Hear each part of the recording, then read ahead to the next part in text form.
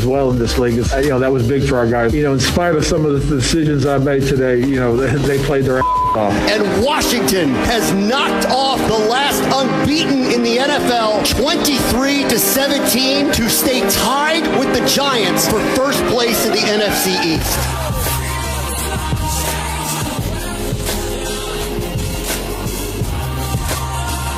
Good Tuesday morning. You heard that on the Team 980. And I want to give credit to one member of our team, Keyshawn J. Will and Zubin, presented by Progressive Insurance. Actually, it's not you. Huh? Normally, Key gets the pat on the back, but J. Will this morning, not only does he get the pat on the back, he gets the victory lap, because what did he tell us yesterday? Watch out for the Washington football team to spring the upset. They do it. The floor is yours. Great call, man. No, hold Great on. call. I'm going to hate for a minute, though. You had your moment yesterday with Kyler Murray. Look, you got me to call him little and cute. You didn't call the game. You just said, watch out. See that? No, I know I'm messing with you. Pittsburgh hasn't been Pittsburgh. Not having James Conner really hurts him, right?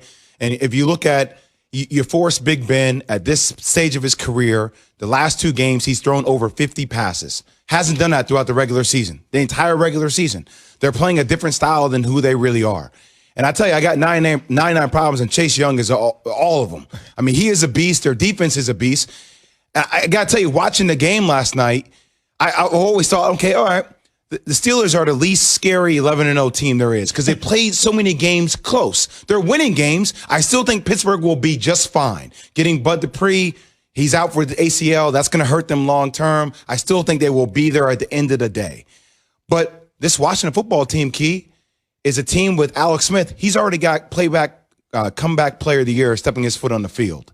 For him to get through what he's gotten through this year, to play the way he played last night, for their defense to answer the bell the way they did last night, this is a team that will contend for the NFC East along with the New York Giants. They will contend for the NFC East, which is interesting, right? Considering that the beginning of the season, there was so much conversation around Dwayne Haskins being the quarterback of the team and Ron Rivera switching from him and going to Kyle Allen, and then switching from Kyle Allen after he got hurt, passing over Dwayne Haskins, going for a guy that hadn't played football in 2.5 years in Alex Smith. One of the things that I would say, Washington, this is the first game for a Washington football team, and I want to say the other name so bad because it just rolls off my tongue after so many years, that the Washington football team this is the first win against a team with a winning record this season. So it goes to show you where they've been, where they've come from, and how well they're playing. This is a defensive-oriented team led by Jack Del Rio,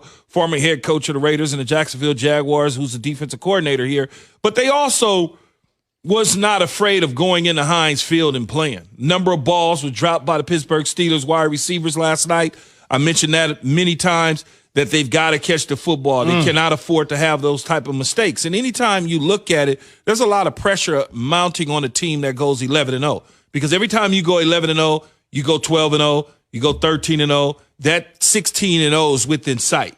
And not that the Pittsburgh Steelers were thinking about that, but it certainly was around in the air. There was conversations that was being had, whether it was in the Pittsburgh media or the national media.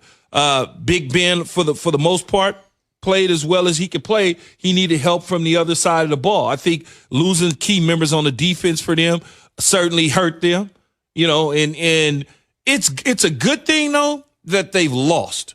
It's a good thing because now you can go on. Teams that have started 11-0, don't steal my note. Go for it. Teams that have started 11-0 have gone on. 8 of them have gone on to appear into the Super Bowl. Only 3 have won, but 8 have gone on to appear. And so it's okay to start 11-0. It's not a poo-poo thing. I hate saying that losing a game is a good thing for a team. I think it helps Mike Tomlin get their attention. I think it's easy to become distracted and lose your sense of urgency each single week.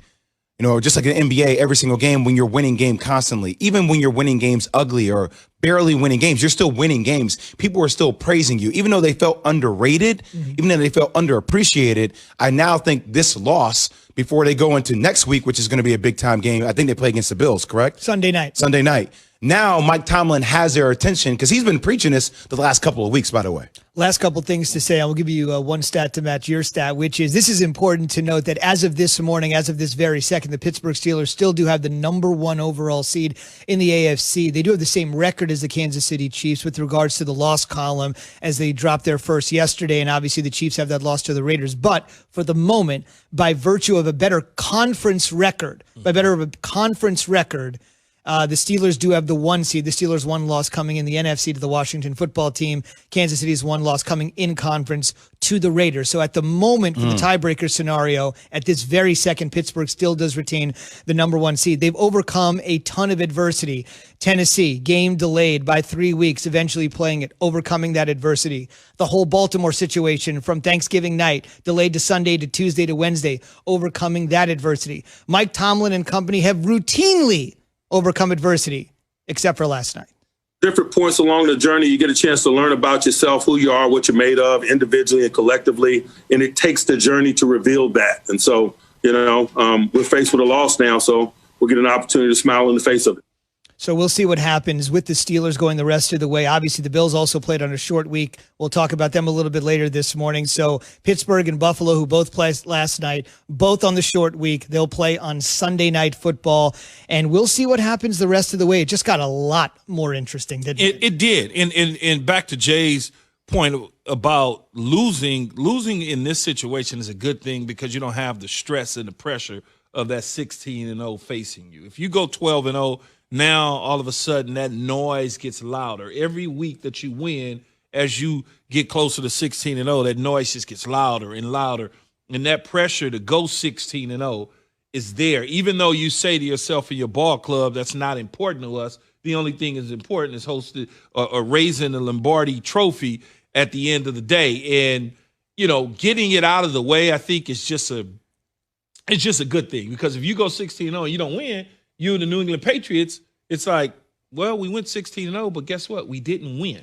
No, I hear you. If you just look at the Ravens game and how they played, and then obviously losing Bud Dupree and how they played last night against the Washington football team, and then what they have to play in the short week on Sunday against the Bills are an explosive team. And I know we'll get into that later in the show. But that's a hell of a schedule to go through, man. That could be back-to-back losses for the Steelers. It's interesting, though, that the Steelers would lose this football game, knowing the fact that, this is obviously when they're up 14-0, they usually close those games out. 78-1-1, I think was their record in that stadium, went up by 14 points. Yeah, they usually close those games out. They usually go. But let's praise the Washington football team for a minute here, though. To be able to go to Alex Smith, everything that he's endured in the last couple years, and to be able to have his team in contention to win the division. Imagine if they had started him in the beginning of the season, what that would bring. And it's so interesting when and I was doing this last night, I took a step back from the Dwayne Haskins situation because I don't think Kyle Allen's good at all. There's no difference between Kyle Allen and the young Dwayne Haskins, in my opinion. Dwayne may be better than me. But when you start with a veteran like Alex Smith, I was just watching him in the pocket, delivering the football, just doing some things that a veteran quarterback with some skills is capable of doing. And it looks so much better and clean and precise, right? Opposed to some herky-jerk quarterback that's sitting back there trying to figure out who to throw the ball to. It was like Alex Smith knew his reads. He knew where to go. And it just seemed like a real football team with him at quarterback. I'll just say this. He missed 2 seasons, 17 surgeries, had a life-threatening infection, almost had his leg amputated. He's comeback player of the year, man. It's hands down. That's over. No doubt about it. And you could make an argument, although a weak one, that the runner-up could have been the other quarterback on the field last night, yes. right? Going 1-2. And to Key's point, if Kyle Allen didn't play for Ron Rivera in Carolina, there's probably no way Kyle Allen's even on the Washington football team roster. There's comfort and familiarity when you're a first-year head coach like Ron Rivera, and Kyle Allen did start hot for him and the Panthers. But at this particular point, you're right. They're going to ride this thing with Alex Smith, and it might be the best thing for Dwayne Haskins, the ultimate preparer, Alex Smith. For a young kid like Haskins to watch him and grow and learn could be a good long-term play for Washington. Be a part of the Keyshawn, J. Will, and Zubin Nation on the Dr. Pepper Twitter feed this morning. We're asking you, who's the NFL MVP right now? Before you say this is easy, you got to take a look at Aaron Rodgers' numbers, okay? Aaron Rodgers or Mahomes. ESPN Nation presented by Dr. Pepper. It's official. College football's back. So is your favorite Dr. Pepper-loving college football town, Fansville. Head to a store near you to treat your inner college football fan to an ice-cold 20-ounce Dr. Pepper today. On the way, the Bills took one more step to trying to clinch the AFC East. But that's not the team everybody in the division is talking about. That's on the way after Key has this from Indeed. Can't believe we have a nation. KJZ, way to go. If you need to hire, you need Indeed. When you upgrade your job post, Indeed immediately delivers candidates from our resume database who fit